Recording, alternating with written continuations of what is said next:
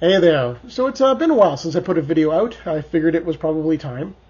So today I want to talk to you about how to evaluate a SOC report.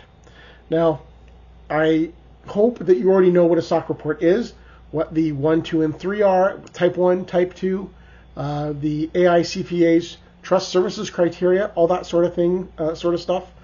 If you're not familiar with any of that, maybe do some research on that first. There's lots of great videos out there. I'm not going to rehash that. You can find out what those are in other videos. Make sure you know that before you come to this video. Because in this video, I'm going to talk about when you actually have that hot little report in your hand, or I guess it's probably the PDF that you have, what you want to do to look at it. So got background information, look that up first. Okay, so I guess part of the background information is to, number one, make sure you're looking at the right report. Some organizations put out many different SOC reports for different areas of their business. So make sure you're looking at the right one.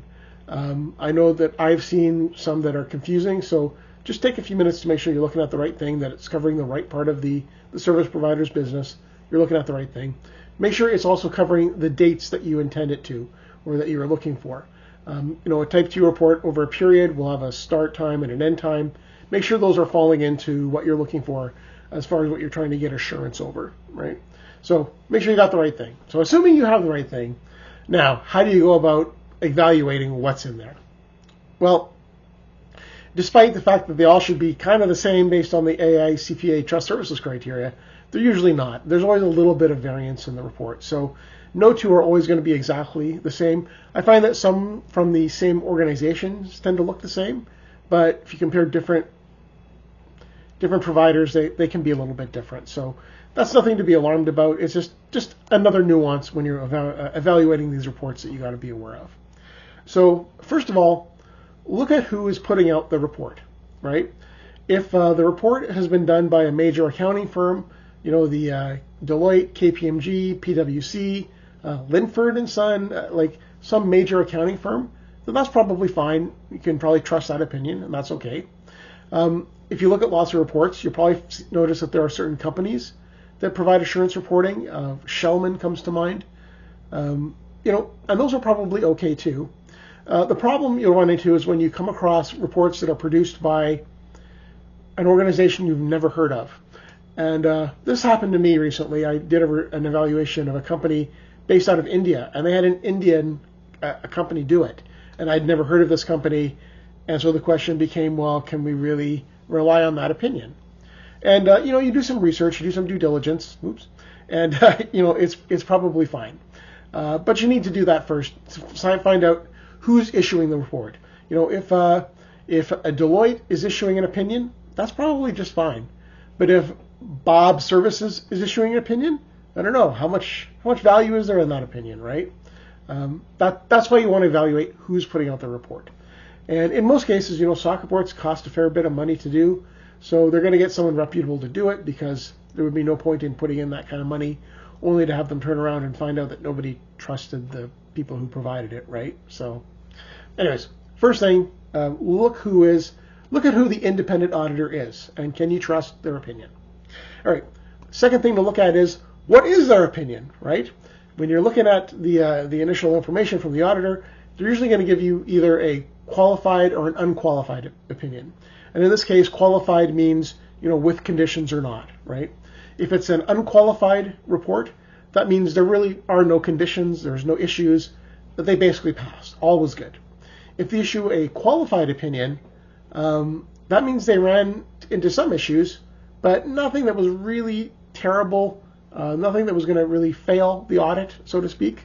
But some things to be concerned about.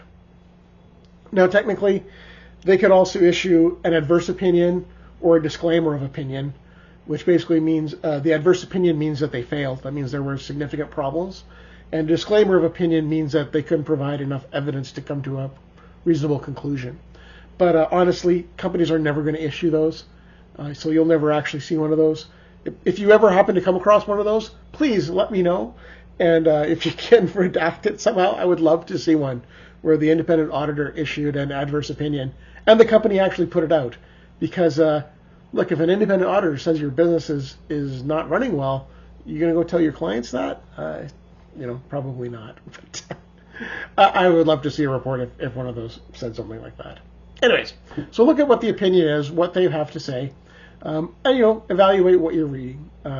Most likely, probably not going to be too much of an issue, but there could be something in there they mentioned that is of concern to you, so take a look at that. All right, the third thing to look at is the results of the actual control testing that's done. Right, so depending on if this is a SOC 1 or a SOC 2, the kinds of things that they're testing and how far they go on them, or if it's over a period of time, if it's a type 1 or a type 2, look at the actual results of the testing, right? Look for anything that was failed, anything where there wasn't enough information to test, anything like that, because what you're doing is you're looking for exceptions that came up that could be problematic to your organization, right? Maybe they have a habit of not terminating their old employees quick enough, right? Could that be a problem? Well, it could be, I suppose. Is it a problem for you? Well, maybe. Something you have to evaluate, right, as part of looking at the report. But again, if the opinion is unqualified, or maybe it's qualified because of that, that will factor into your decision, right, about whether you trust the assurance from that company or not. So look at those test results, and hopefully management has also provided response if there's any failed or inconclusive testing. And most of the time, that's where you find out sort of what the real issue is. Like, was there just not enough testing? Did HR not get the message in time? Did a manager not put in a ticket quickly enough? Whatever the circumstances, usually there's a management response, and that will shed some light into what the issue is.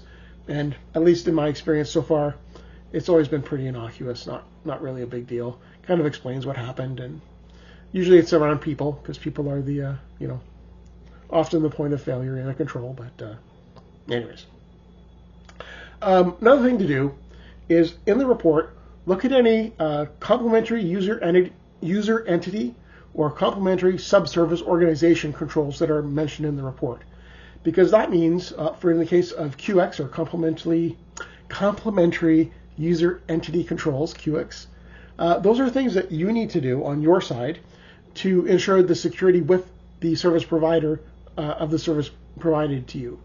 So for example, maybe the service provider does something and you have to have different levels of authority inside that service. Well, so it's your responsibility then to make sure that the administrators and the users and all that are appropriate. So that's going to be a QX that's on your side that you need to evaluate. So look at those and compare them to your own organization and determine whether or not you're meeting them or not. In most cases, you should be, but that's why we evaluate the report, because there could be certain things that you are not. The other thing is the complementary subservice organization controls. So these are companies that farm out or contract out services to other companies. So it's like a third party or a fourth party service you can think of.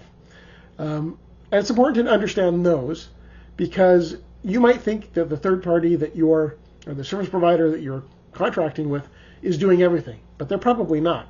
They probably themselves are also contracting out certain parts of their work. So you want to look at what the subservice organization controls are. And again, in my own experience, a lot of times that's sourcing out to some of the bigger players, the Azures, the Google Cloud platform, the AWSs. They're usually saying that we utilize those services as well. And you just need to be aware of that if they use Microsoft as a subservice organization and something happens at Microsoft, they could be affected, right? And again, you can evaluate whether or not that's a problem for you or not. And I think the last thing to look at is any additional information that they put into the SOC report. It's becoming more and more popular to have like a SOC 2 with additional material. Sometimes they're putting in extra information. It's important to look at some of that stuff. Now, it should already contain like a system description and assertion for management, stuff like that. Those are standard parts of the SOC report. But they might have additional stuff in there that you want to look at. And again, you want to kind of quickly look through that and see if there's an issue. Example might be maybe they had a cybersecurity incident, right?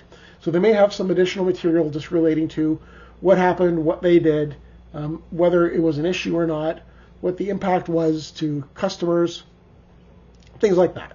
And it may or may not be a problem or a big deal, but again, something you need to be aware of to look at to determine whether or not you can trust the assurance you're getting from this organization. So I have a cold right now, so I'm coughing a little bit.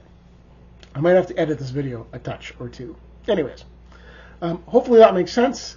Again, there's probably other things you could look at in the report. If you have other ideas about things that should be evaluated, by all means put them in the comments. I'd love to read some of your ideas. I could update my processes as well, which would be nice for me. Anyways, hope this video was useful, gave you some ideas. We'll catch you next time.